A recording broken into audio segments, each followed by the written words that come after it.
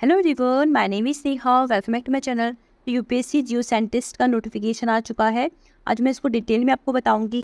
Syllabus क्या रहता है, एप्लीकेशन फॉर्म कब से कब तक आपको फिलअप करने हैं, एज लिमिट क्या है, ये सब ठीक है। तो let's get started. Before that if like my video subscribe to my channel, press the bell icon and the button. Thank you. ये जो नोटिफिकेशन है ना, वो 4 सितंबर को आ गया था। इस एप्लीकेशन की जो लास्ट डेट है वो है 24 सितंबर। कहाँ जाकर इस एप्लीकेशन को फिलअप करना है? यूपीएससी की जो वेबसाइट है upsc.govt.in, यहाँ पर जाकर आप एप्लीकेशन को फिलअप कर सकते हैं। ठीक है, यहाँ पर जाकर आपको फिलअप करना है इसको। तो ये जो नोटिफिकेशन है ना, काफ़ी बड़ा है, तो मैं जो इम्पॉर्टेंट पॉइंट्स हैं वो आपको बता दूंगी। तो यहाँ पर जो प्री का एग्ज़ाम है, प्रीलिम्स 2025 का जो एग्ज़ाम है वो 9 फेब को होने वाला है, जो मैं पहले ही आपको बता चुकी थी मेरी वीडियोज़ में। तो 9 फरवरी 2025 को ये एग्ज़ाम होगा आपका। इसके लिए आप कौन कौन से सेंटर्स फिलअप कर सकते हैं, ये इन्होंने 19 सेंटर्स दे रखे हैं। आप यहाँ पर ही अपने प्रीलिम्स के सेंटर फिलअप कर सकते हैं। तो यहाँ पर first apply first allot basis होता है। तो आप जितनी जल्दी इस एप्लीकेशन को फिलअप करेंगे तो आपके लिए अच्छा है, क्योंकि यहाँ पर जो सेंटर्स हैं जल्दी फिलअप हो जाते हैं। ठीक है, तो प्लान ऑफ एग्जामिनेशन की बात करते हैं। तो यहाँ पर जो एग्ज़ाम है वो 3 स्टेज में होता है। स्टेज 1 जो प्रीलिम्स का एग्ज़ाम होता है, स्टेज 2 मेंस का एग्ज़ाम होता है, स्टेज 3 हमारा इंटरव्यू होता है। ठीक है, तो जितने भी हमारे यूपीएससी के एग्जाम्स होते हैं जनरली वो 3 स्टेज में ही होते हैं। ठीक है, तो प्रीलिम्स का एग्ज़ाम होगा वो 9 फरवरी को होगा, और जो मेंस का एग्ज़ाम है वो 21 और 22 जून 2025 को होगा। ठीक है, 2 दिन की होगा कि जो मेंस का एग्ज़ाम होता है उसमें 3 पेपर आते हैं। ठीक है, तो 2 पेपर आपके एक दिन हो जाते हैं और 1 पेपर आपके एक दिन हो जाते हैं। तो इस तरह से मेंस का एग्ज़ाम में 2 दिन कंडक्ट करवाते हैं। मेंस के यहाँ पर सेंटर्स दे रखे हैं, तो आपको सेंटर्स जब आप एप्लीकेशन फॉर्म फिलअप करोगे ना, तभी आपको टिक करने पड़ते हैं। तो आपको उसको केयरफुली टिक करना है कि कौन सा सेंटर में आप अपना मेंस का एग्ज़ाम दे सकते हो।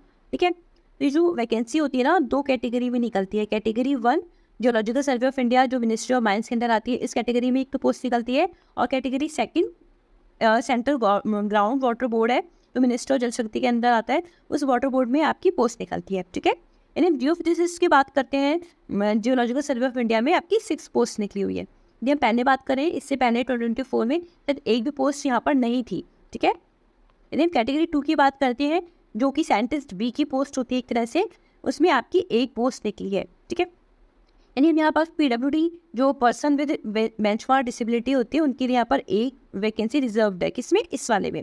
और यहाँ पर एक भी वैकेंसी नहीं है। तो आपको ध्यान रखना है, जो पर्सन विद बेंचमार्क डिसेबिलिटी है उनके लिए यहाँ पर एक पोस्ट रिजर्व्ड है। सो अब हम बात करते हैं एलिजिबिलिटी क्राइटेरिया की। तो यदि किसी कैंडिडेट के पास इनमें से किसी की भी नेशनलिटी है तो वो इस फॉर्म को फिलअप कर सकते हैं। ठीक है, यदि हम बात करते हैं एज लिमिट की, तो 21 से ज़्यादा और 32 से कम आपकी एज होनी चाहिए, तब आप इस फॉर्म को फिलअप कर सकते हैं। ठीक है,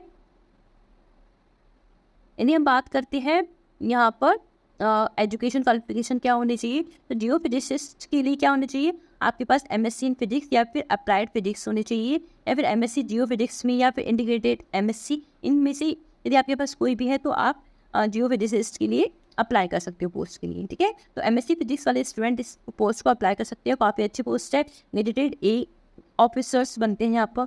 ठीक है, तो M.sc फिजिक्स के लिए तो है, साथ में अप्लाइड फिजिक्स, और जिन्होंने जियो फिजिक्स M.sc से की हुई है वो भी इसको अप्लाई करते हैं। ठीक है, अब हम फीस की बात करते हैं। तो कैंडिडेट को यहाँ पर 200 फीस पे करनी है along with the online application form, except female SC/ST person with benchmark disability. ठीक है, इन लोगों को छोड़कर जो भी कैंडिडेट आते हैं उनको 200 फीस पे करनी है, और ये पेमेंट मेथड आप यूज़ कर सकते हो। ठीक है, क्यों नहीं करनी? जो भी हमारे ऑल फीमेल कैंडिडेट्स हैं, candidate belong to the SC/ST category, उनको यहाँ पर फीस से एग्जाम्प्ट किया गया है, तो उनको फीस पे नहीं करनी है। ठीक है, अब हम प्लान ऑफ एग्जामिनेशन को डिटेल में देखते हैं। देखो, मैंने इस पर वीडियो भी बनाई है, मेरा वीडियो भी जाकर देख सकते हो कि कौन कौन से स्टेज में कितने कितने मार्क्स के पेपर होते हैं, साथ में नेगेटिव मार्किंग किस तरह से होती है। ठीक है, तो स्टेज 1 जो होता है वो प्रीलिम्स का एग्जाम होता है, 400 मार्क्स का ये पेपर होता है, और यहाँ पर MCQ क्वेश्चन आते हैं आपके। ठीक है, प्रीलिम्स में। स्टेज 2 की बात करते हैं तो मेंस का एग्जाम होता है, ये 600 मार्क्स का होता है, ये आपकी सब्जेक्टिव होता है। स्टेज 3 इंटरव्यू होता है, और ये आपके 200 मार्क्स का होता है। यदि हम स्टेज 1 की बात करते हैं तो स्टेज 1 में आपके 2 पेपर होते हैं। ठीक है, ये जो स्टेज 1 हमारा जो 400 मार्क्स का होता है वो किस तरह से होता है? इसमें 2 पेपर होते हैं। पेपर 1 जनरल स्टडीज़ का पेपर होता है, 2 आवर्स का होता है, और 100 मार्क्स का पेपर होता है ये। ठीक है, ये आपकी मॉर्निंग शिफ्ट में होता है, क्योंकि जो प्रीलिम्स का एग्जाम होता है एक ही दिन ये कंडक्ट करवा देते हैं। तो जनरल स्टडीज़ का पेपर ये फर्स्ट वो मॉर्निंग शिफ्ट में करवाते हैं। 100 मार्क्स का होता है ये पेपर, और 2 आवर्स में आपको करना होता है। एंड इवनिंग शिफ्ट में आपको जियोफिजिक्स या फिर आपका पास जो भी सब्जेक्ट है उसका पेपर होता है, और ये सबसे ज़्यादा मार्क्स का होता है, 300 मार्क्स का होता है। तो 400 मार्क्स का जो आपका प्रीलिम्स होता है उसमें से सबसे ज़्यादा मार्क्स जो होते हैं आपके सब्जेक्ट से होते हैं, और ये भी 2 आवर्स में आपको करना होता है, ठीक है। यदि हम बात करते हैं नेगेटिव मार्किंग की, तो हाँ, प्रीलिम्स में आपकी नेगेटिव मार्किंग होती है, तो 1/3 की नेगेटिव मार्किंग है, क्योंकि ये जो आपका पेपर 2 है वो 300 मार्क्स का है, तो यहाँ पर नेगेटिव मार्किंग आपकी ज़्यादा होती है, और ये 100 मार्क्स का है, इसमें 1/3 करते हैं तो यहाँ पर नेगेटिव मार्किंग कम होती है, ठीक है। तो इस बात का ध्यान रखना है कि पेपर 100 मार्क्स का होता है, उस पर 1/3 की नेगेटिव मार्किंग किस तरह से होती है, ठीक है। यदि हम बात करते हैं तो हाँ, MCQs में आपको कैलकुलेटर अलाउड नहीं होते हैं। काफ़ी मुझे मैसेजेस आते हैं कि मैम कैलकुलेटर अलाउड है या नहीं है, तो नहीं है कैलकुलेटर अलाउड, ठीक है। तो आपकी प्रीलिम्स में कैलकुलेटर अलाउड नहीं है। यदि हम बात करते हैं कि आपके मार्क्स का क्या होता है, जो प्रीलिम्स का जो पेपर होता है उसके जो मार्क्स होते हैं आपकी फाइनल लिस्ट में ऐड होते हैं, साथ में आपको मेंस के लिए भी सिलेक्ट करते हैं, ठीक है। मेंस के लिए आप क्वालिफाई हो जाते हो, और उसका जो मार्क्स होते हैं वो आपकी फाइनल लिस्ट में ऐड होते हैं। तो आपकी प्रीलिम्स, मेंस और इंटरव्यू तीनों के मार्क्स आपकी फाइनल लिस्ट में ऐड होते हैं, आपको ध्यान रखना है, ठीक है। तो 400 मार्क्स, 600 मार्क्स और 200 मार्क्स आपकी फाइनल लिस्ट में ऐड होते हैं। जनरली जो UPSC का एग्जाम होता है उसमें प्रीलिम्स क्वालिफाइंग इन नेचर होता है, लेकिन यहाँ पर आपके प्रीलिम्स के मार्क्स ऐड होते हैं, आपको ये वाली बात भी ध्यान रखनी है। एक तो यहाँ पर कैलकुलेटर अलाउड नहीं होता, मार्क्स फाइनल लिस्ट में ऐड होते हैं, साथ में आपको 1/3 की नेगेटिव मार्किंग होती है, ठीक है। अब हम स्टेज 2 की बात करते हैं, जो है हमारा मेंस का एग्जाम, और ये 600 मार्क्स का होता है, ठीक है। तो जियोफिजिक्सिस्ट की बात करते हैं तो यहाँ पर 3 पेपर होते हैं, जो आपको बता चुकी हूँ। मेंस के एग्जाम्स में आपके 3 पेपर होते हैं, 2 पेपर आपके एक दिन होता है और 1 पेपर आपके एक दिन होता है। तो यहाँ पर जो आपका मेंस का एग्जाम होने वाला है वो 21-22 जून को होगा, ठीक है। तो पेपर 1 आपका 200 मार्क्स का होगा, पेपर 2 200 मार्क्स का, और पेपर 3 भी आपकी 200 मार्क्स का होगा। इस तरह से यहाँ पर 600 मार्क्स का आपका मेंस का पेपर होता है, लेकिन ये सब्जेक्टिव होता है, ठीक है। यदि जियोफिजिक्स है तो आपके पास तो जियोफिजिक्स और फिजिक्स यहाँ पर क्वेश्चंस आते हैं, आपको सब्जेक्टिव पेपर करना होता है, आपको पेपर पे क्वेश्चंस लिखने होते हैं, ठीक है। और यहाँ पर भी आपको क्या करना होता है, कैलकुलेटर अलाउड होता है, लेकिन यहाँ पर नॉन प्रोग्रामेबल कैलकुलेटर अलाउड होता है, क्योंकि यहाँ पर आपको सब्जेक्टिव क्वेश्चंस होते हैं, न्यूमेरिकल्स आते हैं, तो जल्दी क्वेश्चंस हो इसके लिए यहाँ पर आपको कैलकुलेटर अलाउड कर देते हैं, लेकिन ये मेंस के लिए अलाउड करते हैं, प्रीलिम्स के लिए नहीं करते हैं, ठीक है। तो आप ये मेंस में कैलकुलेटर अलाउड होते हैं, लेकिन नॉन प्रोग्रामेबल। अब हम बात करते हैं सिलेबस की, तो सबसे पहले हम प्रीलिम्स के लिए सिलेबस की बात करते हैं। तो प्रीलिम्स में आपके 2 पेपर होते हैं, पेपर 1 जनरल स्टडीज़ का पेपर होता है, पेपर 2 आपका सब्जेक्टिव होता है। तो जो जनरल स्टडीज़ के पेपर में आपके ये पोर्शन आता है, तो आपको ये सब पढ़ना होता है, जैसे कि करंट इवेंट्स पढ़ने होते हैं, 1 ईयर की या 6 मंथ्स के आपको करंट इवेंट्स पढ़ने होते हैं, जिसको हम करंट अफेयर्स बोलते हैं। हिस्ट्री पढ़नी होती है, ज्योग्राफी पढ़नी होती है, इंडियन और वर्ल्ड दोनों ज्योग्राफी पढ़नी होती है। ज्योग्राफी में आपको फिजिकल, सोशल, इकोनॉमिक ज्योग्राफी ये पढ़नी होती है। पॉलिटी से काफ़ी क्वेश्चंस आते हैं, पॉलिटी में भी आपको कॉन्स्टिट्यूशन पढ़ना होता है, पॉलिटिकल सिस्टम, पंचायती राज, ये सब आपको यहाँ पर पढ़ना होता है, ठीक है। इकोनॉमिक्स से क्वेश्चंस आते हैं, इकोनॉमिक्स में भी सस्टेनेबल डेवलपमेंट, पॉवर्टी से क्वेश्चंस आ जाते हैं, जो भी इनिशिएटिव लिए गए हैं गवर्नमेंट के थ्रू, सोशल सेक्टर इनिशिएटिव्स, उससे क्वेश्चन आ जाते हैं, ठीक है।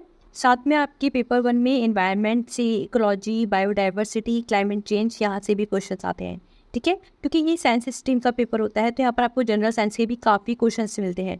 यदि हम सबसे ज़्यादा बात करें जनरल स्टडीज़ में, सबसे ज़्यादा पोर्शन आपकी जनरल साइंस का आता है, पॉलिटी का आता है, करंट अफेयर्स का भी आता है, ठीक है। अब हम बात करते हैं पेपर 2 की। तो पेपर 2 में आपके जो जियोफिजिक्स में पोर्शन आता है वो आता है फर्स्ट सॉलिड स्टेट जियोफिजिक्स से, मैथमेटिकल मेथड इन जियोफिजिक्स, यहाँ से क्वेश्चंस आते हैं। तो सॉलिड स्टेट जियोफिजिक्स में कौन सी बुक पढ़नी है उस पर मैंने वीडियो बनाई है, वो वाला वीडियो जाकर देख सकते हैं। साथ में मैंने कुछ वीडियोस बनाई है सॉलिड स्टेट जियोफिजिक्स के टॉपिक्स पर, आप वो भी देख सकते हैं कि कैसे स्टार्ट करना है, ठीक है।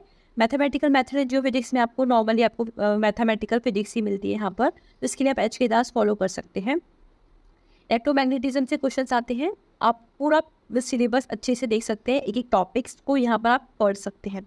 यदि आपको इस पर वीडियोस चाहिए तो एक बार आप कमेंट कर देना, तो मैं वीडियोस भी लेकर आ जाऊंगी, ठीक है। इंपॉर्टेंट जितने भी फॉर्मूले आपके काम आने वाले हैं प्रीलिम्स में, उस पर मैं वीडियोस आपको प्रोवाइड करवा दूंगी। जो फिजिकल प्रोस्पेक्टिंग से भी क्वेश्चन आएंगे, इसके लिए कौन सी बुक पढ़नी है मैंने इस पर भी वीडियो बनाई है, वो जाकर देख सकते हैं। रिमोट सेंसिंग और थर्मोडायनेमिक्स से क्वेश्चन आते हैं। थर्मोडायनेमिक्स में भी आपको पूरा थर्मोडायनेमिक्स नहीं पढ़ना है, उसके लॉज और पोटेंशियल पढ़ने हैं, ठीक है। थर्मोडायनेमिक पोटेंशियल में भी मैंने वीडियो बनाई है, वो भी देख सकते हैं। न्यूक्लियर फिजिक्स और रेडियोमेट्री से क्वेश्चन आए हैं, इसमें सबसे ज़्यादा पोर्शन आपका न्यूक्लियर फिजिक्स का है। तो मेनली जो फिजिक्स का पोर्शन है उसमें न्यूक्लियर फिजिक्स है, थर्मोडायनेमिक्स है, इलेक्ट्रोमैग्नेटिज्म और मैथमेटिकल मेथड है, ठीक है। आपको फिजिक्स पढ़नी है, इसके अलावा आपको फिजिक्स नहीं पढ़नी है, ठीक है। क्वांटम अभी नहीं पढ़नी है आपको यहाँ पर, और ना ही आपको यहाँ पर ऑप्टिक्स, इलेक्ट्रॉनिक्स ये सब पढ़ना है, ठीक है। तो यहाँ पर आपको न्यूक्लियर फिजिक्स, थर्मोडायनेमिक्स और ईडी, साथ में आपको यहाँ पर मैथमेटिकल मेथड पढ़ना है प्रीलिम्स में, तो ठीक है। अब हम मेंस का सिलेबस देखते हैं। तो देखो, जो मेंस का एग्जाम होता है ना, उसमें आपके 3 पेपर आते हैं, पेपर 1, पेपर 2 एंड पेपर 3। तो पेपर 1 होता है ना, वो 200 मार्क्स का होता है। पेपर 2 और पेपर 3 भी आपके 200 मार्क्स के होते हैं। यदि हम पेपर 1 के सिलेबस की बात करते हैं जियो फिजिक्स वाले स्टूडेंट्स के लिए, तो उसके सिलेबस में क्या आएगा आपके, सेम आपके प्रीलिम्स वाला जो टॉपिक है वो रिपीट होते हैं यहाँ पर। पेपर 1 में क्या आता है, सॉलिड स्टेट जियो फिजिक्स आती है, अर्थक्वेक सिस्मोलॉजी आती है, मैथमेटिकल मेथड आता है, जियोफिजिक्स फिजिकल इन्वर्जन आता है, ठीक है। तो इसके लिए कौन कौन सी बुक फॉलो करनी है उस पर मैंने वीडियो बनाई है, मेंस की बुक लिस्ट से रिलेटेड मैंने वीडियो बनाई है। अब वो वाला वीडियो जाकर देख सकते हैं कि कौन कौन सी बुक आपको फॉलो करनी है, ठीक है। इसी पेपर 1 में आपकी पार्ट बी में आपके मैथमेटिकल मेथड आते हैं, जिसके लिए आपको एच के दास पढ़नी है। ईडी के लिए आप ग्रिफिथ देख सकते हो, और यहाँ पर इलेक्ट्रोमैग्नेटिक थ्योरी भी आपके यहाँ पर आता है। साथ में यहाँ पर आपको पार्ट बी में ही आपको introductory atmospheric and space physics आती है। इसके लिए भी मैंने वीडियो बुक बताई है, वो आप देख सकते हो, ठीक है। पेपर 2 की बात करते हैं, तो पेपर 2 की पार्ट ए में आपके पोटेंशियल फील्ड से क्वेश्चंस आते हैं, और उसमें भी आपकी ग्रेविटी और मैग्नेटिक मेथड से क्वेश्चंस आते हैं। इसका थोड़ा थोड़ा पोर्शन आप है ना प्रीलिम्स में भी पढ़ते हो, तो आपको एक आइडिया रहता है कि यहाँ पर मेंस में ये क्या क्या पूछने वाले हैं। यदि कुछ एक्स्ट्रा टॉपिक होते हैं ना, यदि आप फिजिक्स से स्टूडेंट हो तो उसको आप अवॉइड कर सकते हो, लेकिन आपने प्रीलिम्स से थोड़ा बहुत पढ़ा होता है ना, तो आपको थोड़ा थोड़ा आइडिया होता है इनके बारे में, ठीक है। यदि हम बात करते हैं सेकंड टॉपिक की, जो आपके पार्ट में आता है, वो है इलेक्ट्रिकल एंड इलेक्ट्रोमैग्नेटिक मेथड। तो यहाँ पर मेथड के क्वेश्चन आते हैं, gravity magnetic method, electrical and electromagnetic method, ठीक है। यहाँ सिस्मिक प्रोस्पेक्टिंग से क्वेश्चन आ जाते हैं, और बोर होल जियोफिजिक्स से भी यहाँ पर क्वेश्चन होते हैं, ठीक है।